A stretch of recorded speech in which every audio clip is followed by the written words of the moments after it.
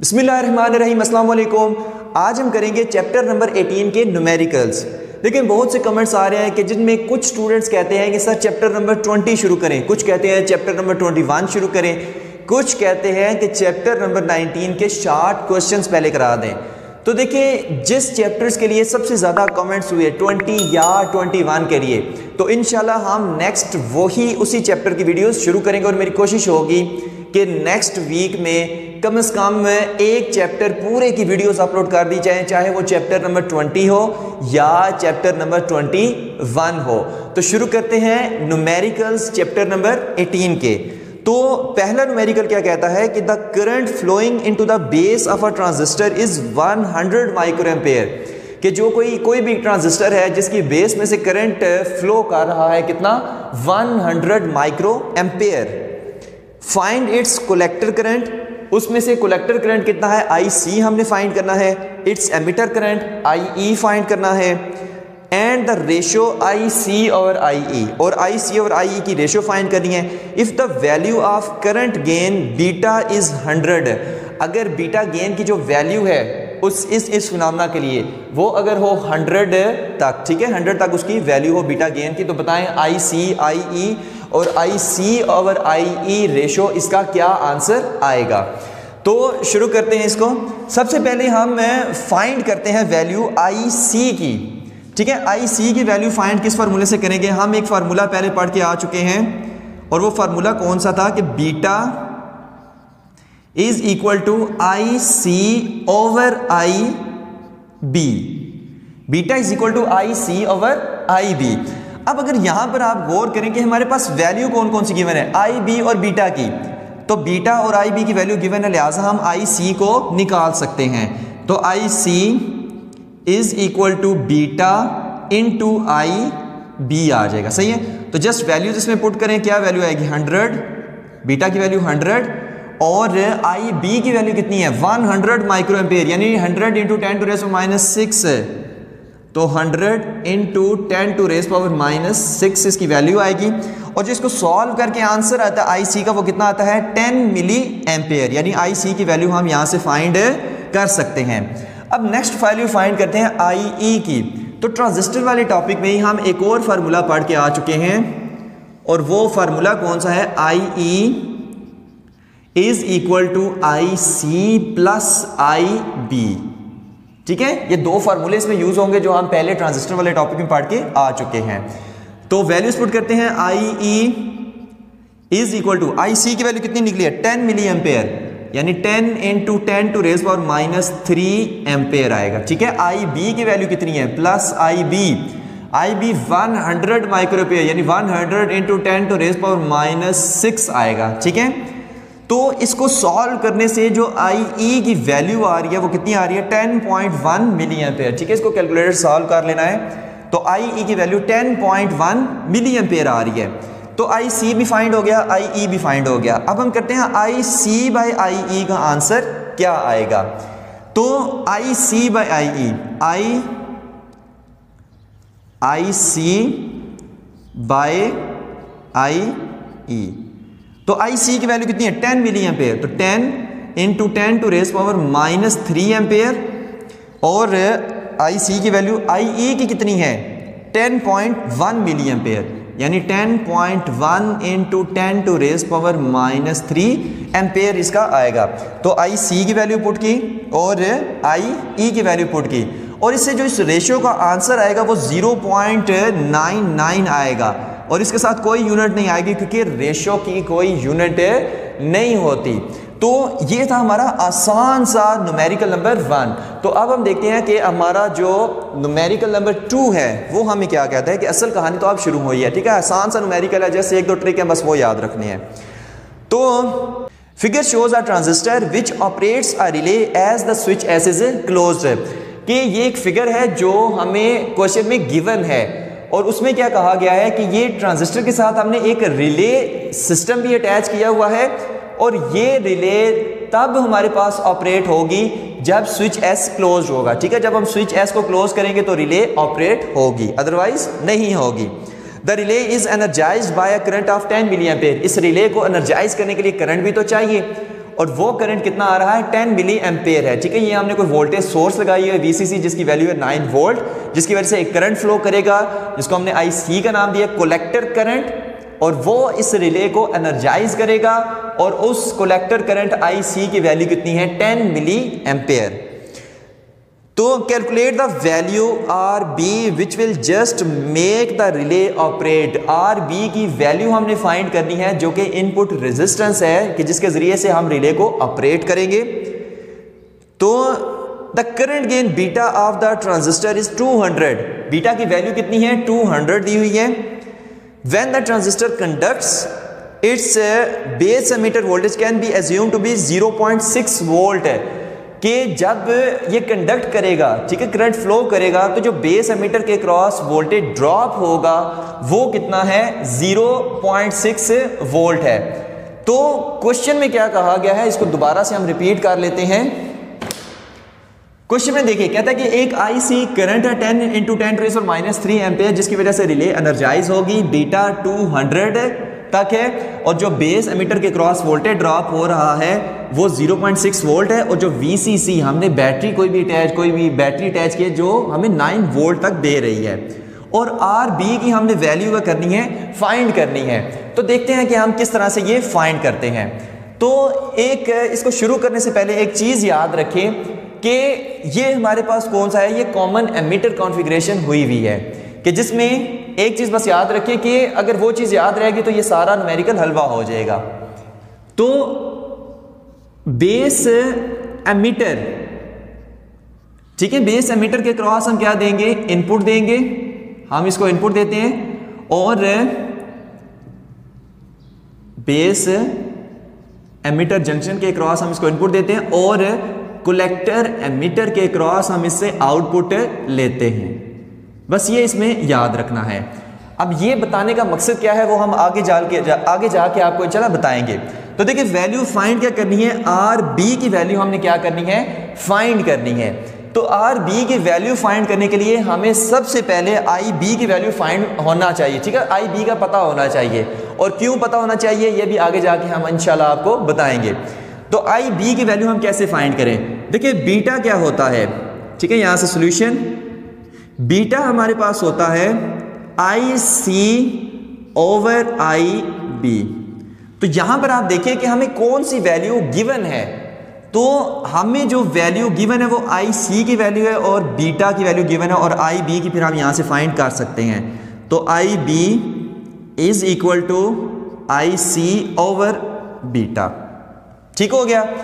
तो जब हम इसकी वैल्यू फाइंड करेंगे तो कितना आंसर आएगा वो चीज देखते हैं। IB is equal to, IC की वैल्यू कितनी है 10 × 10⁻³ और बीटा की वैल्यू कितनी है 200 है। तो जब हम इसको सॉल्व करेंगे तो जो IB की वैल्यू आएगी वो 0.05 मिली एम्पेयर आएगी। तो IB की तो वैल्यू हमने फाइंड कर ली। अब इस वैल्यू को यूज करके हम RB की वैल्यू फाइंड करेंगे, और वो कैसे फाइंड करेंगे वो चीज देखते हैं। तो एक इसमें कॉन्सेप्ट है, बस वो ही इससे नेक्स्ट न्यूमेरिकल में भी यूज होगा। तो देखते हैं वो कौन सा कॉन्सेप्ट है। तो देखिए यहां पर हम लगाएंगे इस पे Kirchhoff voltage rule, Kirchhoff voltage rule. तो हम कौन से सर्किट में लगाएं, इसमें इनपुट पे लगाएंगे। देखिए बेस एमिटर, यहां से हम क्या दे रहे हैं, इनपुट इसको दे रहे हैं। तो ये सारा सर्किट कौन सा, ये इनपुट का है। तो यहां पर हम क्या लगाएंगे, किरचॉफ वोल्टेज रूल। ये आगे भी सर्किट चल रहा है लेकिन आगे इसने बनाया नहीं है, तो हम इस लूप पे क्या लगाएंगे, यहां पर किरचॉफ वोल्टेज रूल लगाएंगे। अब किस तरह से वो चीज देखते हैं। देखिए यहां पर क्या है, VCC से शुरू हो रहा है, तो हम यहां पर क्या लिखेंगे VCC, और यहां से फिर किधर करंट आ रहा है RB। तो इसके क्रॉस जो वोल्टेज ड्रॉप हो रहा है वो क्या है IB RB। ठीक है, जो इसके क्रॉस वोल्टेज ड्रॉप हो रहा है वो VB है, और V = IR होता है, तो VB = IB RB। ठीक है, और ड्रॉप क्योंकि हो रहा है इसलिए नेगेटिव का साइन आएगा साथ में। फिर स्विच एस क्लोज्ड है, फिर यहां से इधर तो बेस एमिटर के क्रॉस वोल्टेज ड्रॉप हो रहा है, तो यहां पर फिर आएगा -VBE। ठीक है, इज इक्वल टू 0। तो ये हमारे पास किरचॉफ सेकंड रूल की एक इक्वेशन बन गई है। इसको यूज करके हम आर बी की वैल्यू को फाइंड करेंगे।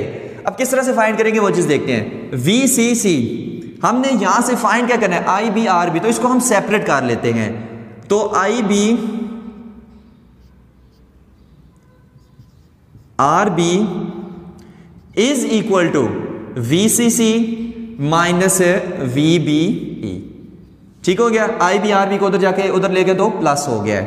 तो I B R B is equal to V C C हमारे पास कितना है 9 volt, 9 volt minus V B E कितना है 0.6।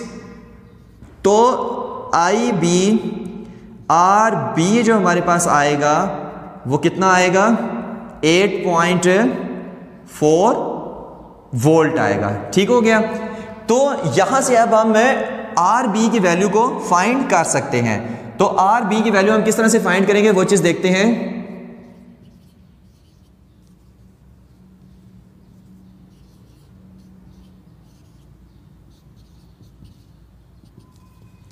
तो सिर्फ वैल्यूज पुट करनी है, आर बी की वैल्यू फाइंड करें, आर बी को इधर ही रहने दें और यहां पर 8.4 डिवाइडेड बाय आई बी कर दें, तो हमारे पास आंसर आ जाएगा। तो वैल्यूज पुट करें 8.4, ठीक हो गया, 8.4 डिवाइडेड बाय आई बी की वैल्यू हमारे पास कितनी है 0.05 मिली एम्पेयर। ठीक है, इस मकसद के लिए हमने आई बी की वैल्यू फाइंड की थी। तो 0.05 इंटू 10 टू रेज पावर -3, क्योंकि मिली एम्पेयर है तो यहां पर हम क्या फिर करेंगे -3 करेंगे। तो जब इसको सॉल्व करेंगे तो जो आंसर हमारे पास आएगा वो कितना आएगा 168 किलो ओम्स आएगा। यानी जो आर बी की वैल्यू होगी वो 168 किलो ओम होगी और यही हमसे पूछा गया था। तो नेक्स्ट न्यूमेरिकल देखते हैं, न्यूमेरिकल नंबर 3। ठीक है, न्यूमेरिकल नंबर 2 और 3 यही थोड़े से ट्रिकी से हैं, आगे वाले तो हलवा हैं। तो बेस एमिटर इनपुट और कलेक्टर एमिटर से आउटपुट लेंगे, बस ये 2 चीज़ें याद रखें। तो यही 2 चीज़ें इसमें भी यूज़ हो रही हैं और इसमें भी यूज़ हो रही हैं। उसमें कैसे यूज़ हो रही हैं वो चीज़ उस पर अब हम बात करते हैं। तो न्यूमेरिकल नंबर 3 है इन सर्किट, यानी ठीक है ये जो फिगर हमें दी हुई है इसमें क्या कह रहा है, there is negligible potential drop between base and emitter. Base and emitter के क्रॉस जो पोटेंशियल ड्रॉप हो रहा है वो निग्लिजिबल है और इतना यानी कम है कि हम उसको निग्लिजिबल कर देते हैं। तो V B E is equal to 0 हम पुट करेंगे। ठीक है, बेस एमिटर के क्रॉस जो पोटेंशियल ड्रॉप है। उसके बाद जो फिगर में ही हमारे पास जो वैल्यूज दी हुई हैं, आर बी की वैल्यू कितनी दी हुई है 800 किलो ओम। तो आर बी की वैल्यू 800 किलो ओम जो कि 8 इंटू 10 टू रेज पर 5 ओम बनेगी, सारे किलो 10 टू रेज पर 3 होता है। उसके बाद हमारे पास आर सी की वैल्यू है 1 किलो ओम, तो 1 इंटू 10 टू रेज पावर 3 ओम। इसके अलावा वी सी सी दिया हुआ है, ठीक है, वी सी सी दिया हुआ है वो कितना है 9 वोल्ट है। इसके अलावा हमसे जो पूछा गया है बेस करंट आई बी हमने फाइंड करना है, कलेक्टर करंट आई सी हमने फाइंड करना है, potential drop across R C यानी वी सी हमने फाइंड करना है कि आर सी के क्रॉस पोटेंशियल ड्रॉप कितना हो रहा है, और V C E collector emitter जो वोल्टेज है वो हमने क्या करना है फाइंड करना है। तो वो किस तरह से फाइंड करेंगे वो चीज देखते हैं। देखिए सबसे पहले हम फाइंड करते हैं आई बी को। आई बी को फाइंड करने के लिए जो हमारे पास वैल्यूज हैं वो कौन कौन सी हैं। क्या यहां पर हमारे पास आई सी है, नहीं है। क्या हमारे पास यहां पर बीटा है, तो बीटा है, लेकिन अकेले बीटा को हमने क्या करना है। ठीक है, अगर हमारे पास बीटा की वैल्यू हो और आई सी की वैल्यू हो तो हम आई बी की वैल्यू आराम से फाइंड कर सकते हैं, लेकिन चूंकि ये दोनों चीजें नहीं है तो लिहाजा यहां पर भी हम आई बी की वैल्यू किरचॉफ सेकंड रूल से ही निकालेंगे। तो मैंने क्या कहा था कि बेस एमिटर यहां पर क्या है, यहां से हम इनपुट देते हैं, तो फिर इनपुट ये जो सर्किट है, ठीक है, यहां से लेकर यहां तक ये जो इनपुट सर्किट है इसमें हम किरचॉफ सेकंड रूल लगाएंगे। तो किस तरह से लगेगा, फिर वही चीज, सेम वही चीज हमने इस तरह से इस पर रूल लगा देना है। तो फिर से वीसीसी, इस बार रिले की जगह उन्होंने आरसी कोई रेजिस्टेंस लगा दी है, तो वीसीसी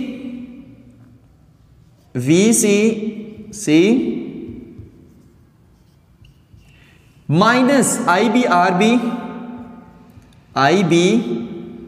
आर बी और minus V B E is equal to 0 आ जाएगा। ठीक हो गया। तो ये हमने किरचॉफ का सेकंड रूल इस पे लगा दिया है। VCC यहाँ भी चूंकि पोटेंशियल ड्रॉप हो रहा है इसलिए माइनस IBR भी यहाँ पर पोटेंशियल ड्रॉप हो रहा है, लिहाजा माइनस VBE। ठीक हो गया। तो अब इसमें कुछ भी नहीं करना, वैल्यूज पुट करनी है, लेकिन सबसे पहले क्योंकि हमने IBRB फाइंड करना है तो लिहाजा हम इसको थोड़ा सा साइड पे कर लेते हैं। तो IBRB is equal to VCC minus क्या आएगा, VCC माइनस VBE, क्योंकि हमने IBRB को तो जाके प्लस कर दिया है। ठीक है। अब इसमें वैल्यूज पुट करते हैं। देखो IB तो हमने फाइंड करना है, IB हमने फाइंड करना है, तो IB को हम ऐसे ही रहने देते हैं। और RB की वैल्यू कितनी है, देखो RB की वैल्यू दी है 8 इंटू 10 टू रेज पावर 5, तो 8 into 10 to raise power 5 is equal to VCC कितना है 9 वोल्ट माइनस VBE कितना है 0, तो यहां पर 0 पुट कर देंगे। तो जो आंसर आएगा IB is equal to 9 divided by 8 into 10 to raise power 5। ठीक हो गया। तो 8 इंटू 10 टू रेज पावर 5 जब हम इसको सॉल्व करेंगे तो हमारे पास जो आंसर आएगा वो कितना आएगा 11.25 माइक्रो एम्पेयर आंसर आएगा। तो एक चीज तो फाइंड होगी, क्योंकि बेस करंट हमने फाइंड करना था तो हमने किरचॉफ सेकंड रूल से बेस करंट तो फाइंड कर लिया। ठीक हो गया। तो इस पे हम एक डब्बा सा बना देते हैं कि हमने बेस करंट फाइंड कर लिया। अब हमने फाइंड करना है IC। अब देखिए हमारे पास जो वैल्यू है, बीटा की भी वैल्यू है, IB की भी वैल्यू है, लिहाजा हम IC फाइंड कर सकते हैं। तो IC कैसे फाइंड करेंगे वो चीज देखते हैं। तो beta is equal to IC over IB होता है। ठीक है। और यहां से फाइंड हमने क्या करना है, IC फाइंड करना है। तो लिखेंगे क्या, यहां पे ये क्या हो जाएगा, IC फाइंड करना, तो बीटा IB, तो IC is equal to beta IB हमारे पास आ जाएगा। ठीक है। अब कुछ भी नहीं करना, जैसे इसमें वैल्यूज पुट करेंगे और आंसर आ जाएगा। तो IC is equal to beta कितना है 100, बीटा कितना है 100, IB कितना आया है 11.25 into 10 to raise power minus 6 ampere तक आया है। ठीक है। तो इसको जब हम सॉल्व करेंगे तो हमारे पास जो आंसर आएगा वो कितना आएगा 1.125 मिली एम्पेयर आएगा, 1.125 मिली एम्पेयर आएगा। अब देखें IB भी फाइंड हो गया, IC भी फाइंड हो गया। अब हम फाइंड करेंगे कि VC हम किस तरह से फाइंड करते हैं, वो चीज देखते हैं। तो इसको मैं रेज कर रहा हूं, कोशिश करेंगे इसका स्क्रीनशॉट खींच लें अगर अभी तक नोट नहीं किया तो देखते हैं कि VC हम कैसे फाइंड करें। देखिए VC क्या होता है, ये इसी का ही पार्ट इधर आ रहा है। तो VC is equal to ICRC होता है। ठीक है। V is equal to IR और तो VC है तो ICRC हो जाएगा। तो VC is equal to IC की वैल्यू कितनी है 1.125 into 10 to raise power minus 3 और RC की वैल्यू कितनी है 1 into 10 to raise power 3, 1 into 10 to raise power 3। ठीक है। तो जो इससे आंसर हमारे पास आएगा, जरा माइनस 3 है 3 है खत्म, तो VC is equal to 1.125 volt आ जाएगा। ठीक है। तो VC भी फाइंड हो गया। लास्ट में हमने फाइंड करना है VCE, कलेक्टर एमिटर। अब कलेक्टर एमिटर वोल्टेज जो है ये हमारे पास आउटपुट में मिलता है। ठीक है। कलेक्टर और एमिटर वोल्टेज से हम क्या करते हैं, आउटपुट हासिल करते हैं। कलेक्टर और एमिटर से बेस एमिटर इनपुट और कलेक्टर एमिटर से आउटपुट हम हासिल करते हैं। तो इसको फाइंड करने के लिए हम आउटपुट सर्किट पे आप किरचॉफ सेकंड रूल लगाएंगे। आउटपुट सर्किट पे हम किरचॉफ से पहले हमने इनपुट पे लगाया था, अब हम आउटपुट पे लगाएंगे, इसीलिए मैंने वो पहले आपको ये लाइन दिखाई थी। कलेक्टर एमिटर से हम आउटपुट लेते हैं, तो अब हम यहां पर लगाएंगे, यहां पर। ठीक है। ये आगे सर्किट चल रहे होते हैं, एक क्लोज सा लूप सा बनता है, लेकिन क्योंकि आगे सर्किट नहीं बनाया उसने शॉर्ट सा बनाया, लिहाजा हम यहां पर इसी तरह लगाएंगे। तो फिर से VCC आएगा, VCC, फिर यहां पर आया माइनस ICRC, माइनस ICRC, फिर यहां से यहां पर आया तो कलेक्टर एमिटर है तो माइनस VCE, माइनस VCE आ जाएगा। ठीक है। आप कुछ भी नहीं करना, इसमें से हमने फाइंड क्या करना है, VCE इज इक्वल टू 0। तो VCE को उठाकर उधर ले जाए, तो VCE is equal to VCC minus ICRC आ जाएगा। ठीक हो गया। अब वैल्यूज पुट करते हैं, तो VCE इज इक्वल टू 9, क्योंकि VCC की वैल्यू 9 है। IC की वैल्यू कितनी है, 1.125 इंटू 10 टू रेज़ पावर -3। ठीक है। और जो हमारे पास वैल्यू है RC की वैल्यू कितनी है, 1 किलो ओहम, तो 1 into 10 to raise power 3 ohm आ जाएगा। ठीक है। अब इससे जो हमारे पास आंसर आ रहा है वो आंसर कितना है, 7.875 वोल्ट है। 7.875 वोल्ट इसका आंसर आएगा, यानी ये हमें वोल्टेज मिला कलेक्टर एमिटर पे, इतना कलेक्टर एमिटर पे वोल्टेज मिल रहा है। ठीक है। अब इसमें किस तरह से 10 टू -3 है, तो 3 है, तो 3 -3 हो जाएगा खत्म, 10 टू रेज़ पावर 0 1, तो 9 माइनस 1.125 करेंगे तो आंसर आ जाएगा। ठीक है।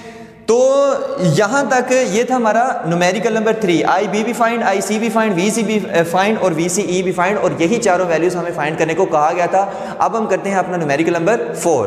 अभी हम करते हैं अपना न्यूमेरिकल नंबर 4। देखिए निहायत इजी न्यूमेरिकल है, सिर्फ 2 ट्रिक आपको बताएंगे, बस वो याद रखें तो हलवा है ये। Calculate the output of the operational amplifier circuit shown in figure. ठीक है। ये हमारे पास जो सर्किट है इसकी हमने आउटपुट को फाइंड करना है। तो सबसे पहले हम देखते हैं कि इसकी वैल्यूज कौन सी दी हुई हैं, उसके बाद देखते हैं कि आउटपुट को हम कैसे फाइंड करेंगे। तो वैल्यूज कौन सी हैं, देखिए इसमें R1 एक ऑपरेशनल एम्पलीफायर है। ठीक है। कि जिसमें V नेगेटिव को उन्होंने क्या दी हुई है, इनपुट दी हुई है, यानी ये कौन सा एम्पलीफायर है, ये इन्वर्टिंग एम्पलीफायर है। ठीक है। तो V नेगेटिव को इनपुट दी है, जिसमें एक रेजिस्टेंस R1 है जिसकी वैल्यू है 10 किलो ओहम, R2 जिसकी वैल्यू है 4 किलो ओहम, और ये फीडबैक रेजिस्टेंस, ठीक है, जिसकी वैल्यू है 20 किलो ओहम।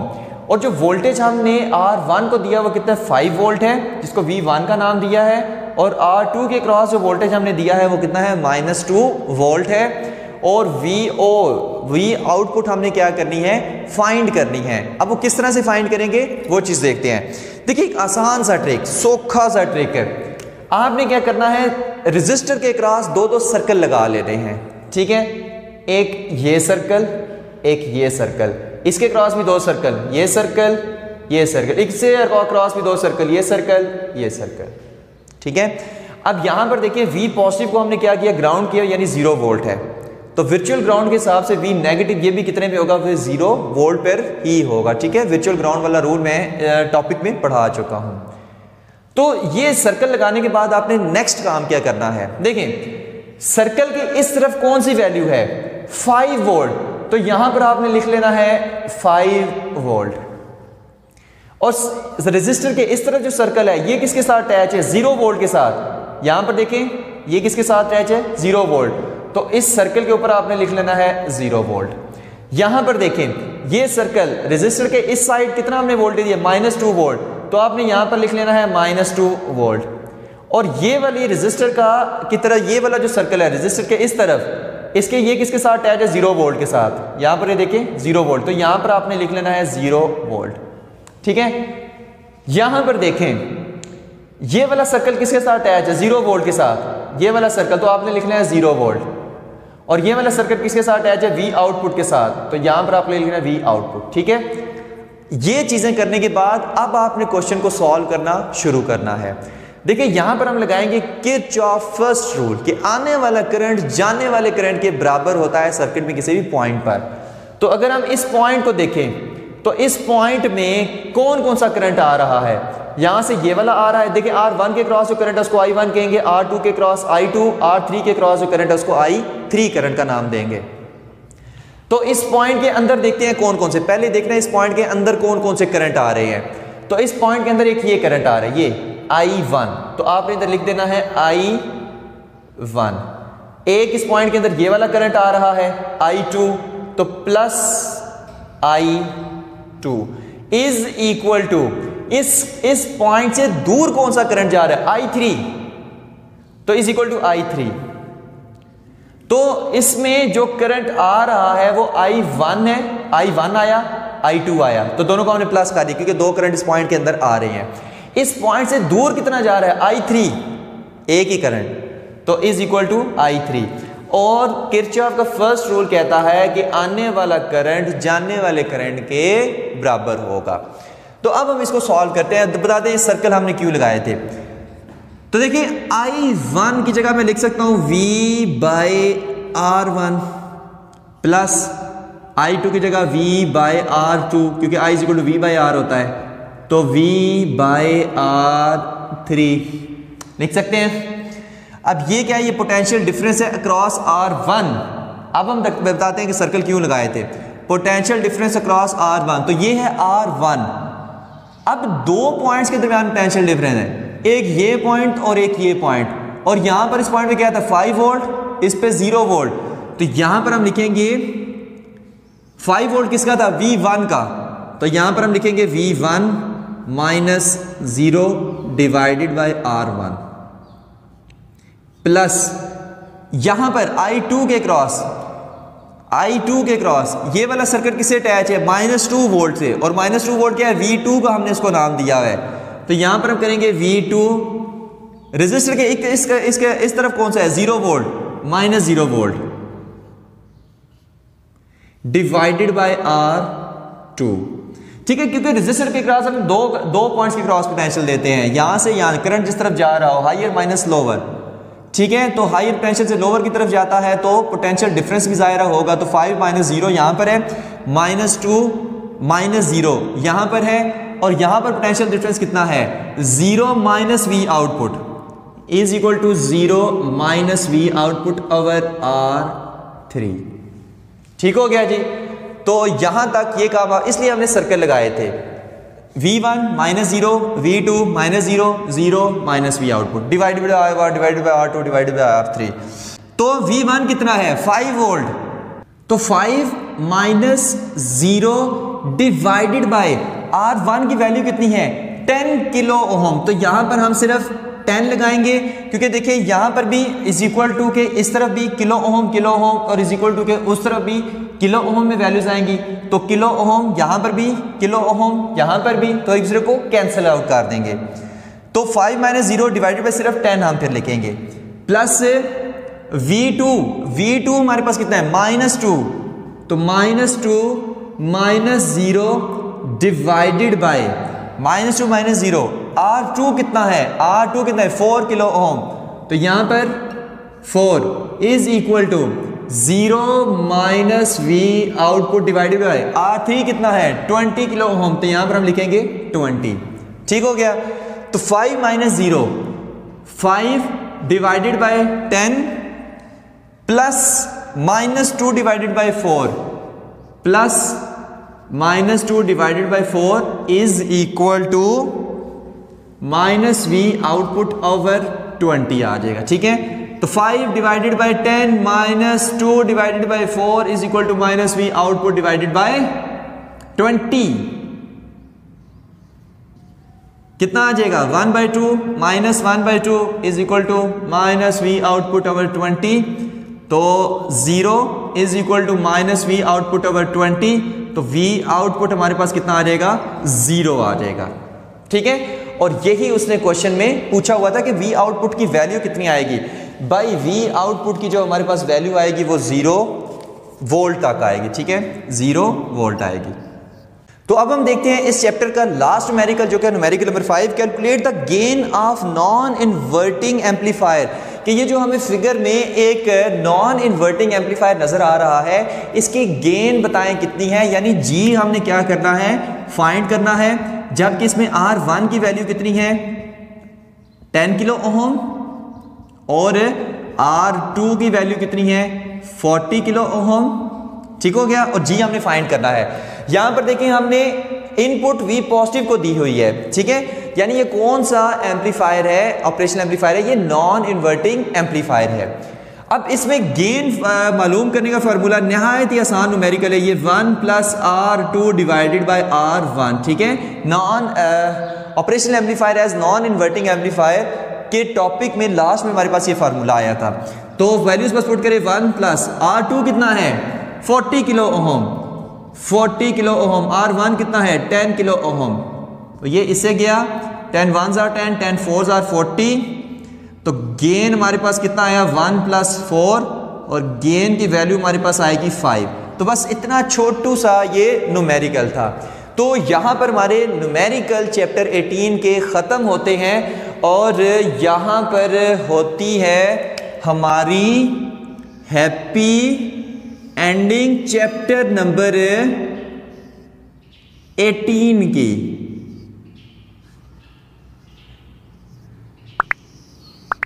यहां पर होती है हमारी हैप्पी एंडिंग चैप्टर नंबर 18 की।